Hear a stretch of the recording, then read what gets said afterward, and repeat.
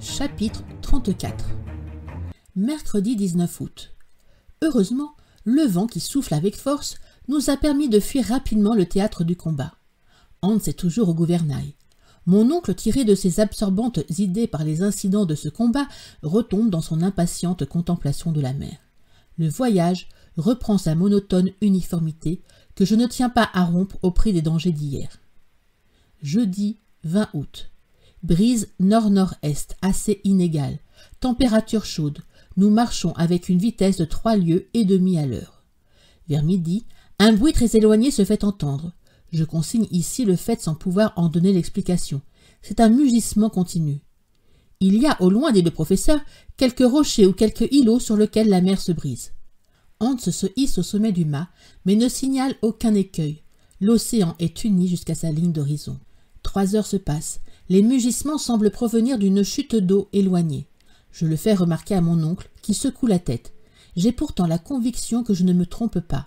Courons-nous donc à quelque cataracte qui nous précipitera dans l'abîme? Que cette manière de descendre plaise au professeur, parce qu'elle se rapproche de la verticale, c'est possible, mais à moi. En tout cas, il doit y avoir à quelques lieues au vent un phénomène bruyant, car maintenant les mugissements se font entendre avec une grande violence. Viennent-ils du ciel ou de l'océan? Je porte mes regards vers les vapeurs suspendues dans l'atmosphère, et je cherche à sonder leur profondeur. Le ciel est tranquille. Les nuages, emportés au plus haut de la voûte, semblent immobiles et se perdent dans l'intense irradiation de la lumière. Il faut donc chercher ailleurs la cause de ce phénomène. J'interroge alors l'horizon pur et dégagé de toute brume. Son aspect n'a pas changé. Mais si ce bruit vient d'une chute, d'une cataracte, si tout cet océan se précipite dans un bassin inférieur, si ces mugissements sont produits par une masse d'eau qui tombe, le courant doit s'activer et sa vitesse croissante peut me donner la mesure du péril dont nous sommes menacés. Je consulte le courant, il est nul. Une bouteille vide que je jette à la mer reste sous le vent. Vers 4 heures, Hans se lève, se cramponne au mât et monte à son extrémité. De là, son regard parcourt l'arc de cercle que l'océan décrit devant le radeau et s'arrête à un point. Sa figure n'exprime aucune surprise, mais son œil est devenu fixe. « Il a vu quelque chose, » dit mon oncle. Je le crois. Hans redescend, puis il étend son bras vers le sud en disant « Dernière !»« Là-bas » répond mon oncle. En saisissant sa lunette, il regarde attentivement pendant 1 minute qui me paraît un siècle. « Oui, oui » s'écrie-t-il. « Que voyez-vous » ? Une gerbe immense qui s'élève au-dessus des flots. Encore quelque animal marin? Alors mettons le cap plus à l'ouest, car nous savons à quoi nous en tenir sur le danger de rencontrer ces monstres antédiluviens. Laissons aller, répond mon oncle. Je me retourne vers Hans. Hans maintient sa barre avec une inflexible rigueur.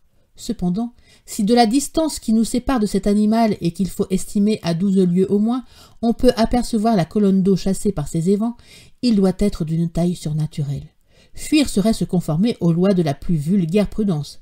Mais nous ne sommes pas venus ici pour être prudents. On va donc en avant. Plus nous approchons, plus la gerbe grandit.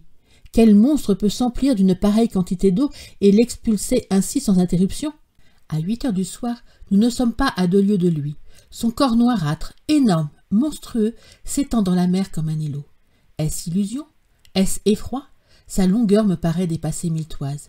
Quel est donc ce cétacé que n'ont prévu ni les Cuvier, ni les Blumenbach? Il est impossible et comme endormi. La mer semble ne pouvoir le soulever et ce sont les vagues qui ondulent sur ses flancs. La colonne d'eau, projetée à une hauteur de 500 pieds, retombe avec un bruit assourdissant. Nous courons en insensé vers cette masse puissante que 100 baleines ne nourriraient pas pour un jour. La terreur me prend. Je ne veux pas aller plus loin. Je couperai s'il le faut la drisse de la voile. Je me révolte contre le professeur qui ne me répond pas. Tout à coup, Hans se lève et montrant du doigt le point menaçant. « Holm » dit-il. « Une île » s'écrie mon oncle. « Une île » dis-je à mon tour en haussant les épaules. « Ah ah ah évidemment » répond le professeur en poussant un vaste éclat de rire. « Mais cette colonne d'eau… »« Geyser » fit Hans. « Et sans doute geyser » riposte mon oncle. « Un geyser pareil à ceux de l'Islande. » Je ne veux pas d'abord m'être trompé si grossièrement, avoir pris un îlot pour un monstre marin, mais l'évidence se fait, et il faut enfin convenir de mon erreur, il n'y a là qu'un phénomène naturel. À mesure que nous approchons, les dimensions de la gerbe liquide deviennent grandioses. L'îlot représente à s'y méprendre un cétacé immense dont la tête domine les flots à une hauteur de 10 toises. Le geyser, mot que les Islandais prononcent geysir et qui signifie fureur, s'élève majestueusement à son extrémité. De sourdes détonations éclatent par instants, et l'énorme jet, pris de colère plus violente, secoue son panache de vapeur en bondissant jusqu'à la première couche de nuages. Il est seul. Ni fumerolles, ni source chaude ne l'entourent, et toute la puissance volcanique se résume en lui. Les rayons de la lumière électrique viennent se mêler à cette gerbe éblouissante, dont chaque goutte se nuance de toutes les couleurs du prisme. « Accostons, dit le professeur. Mais il faut éviter avec soin cette trombe d'eau qui coulerait le radeau en un instant. Hans, manœuvrant adroitement, nous emmène à l'extrémité de l'îlot. Je saute sur le roc. Mon oncle me suit lestement tandis que le chasseur demeure à son poste, comme un homme au-dessus de ses étonnements. Nous marchons sur un granit mêlé de tufs siliceux. Le sol frissonne sous nos pieds comme les flancs d'une chaudière où se tord de la vapeur surchauffée. Il est brûlant. Nous arrivons en vue d'un petit bassin central d'où s'élève le geyser. Je plonge dans l'eau qui coule en bouillonnant un thermomètre à déversement, et il marque une chaleur de 163 degrés. Ainsi donc cette eau sort d'un foyer ardent. Cela contredit singulièrement les théories du professeur Lidenbrock. Je ne puis m'empêcher d'en faire la remarque. « Eh bien, réplique-t-il, qu'est-ce que cela prouve contre ma doctrine ?»« Rien, dis-je d'un ton sec, en voyant que je me heurte à un entêtement absolu. Néanmoins, je suis forcé d'avouer que nous sommes singulièrement favorisés jusqu'ici et que pour une raison qui m'échappe, ce voyage s'accomplit dans des conditions particulières de température.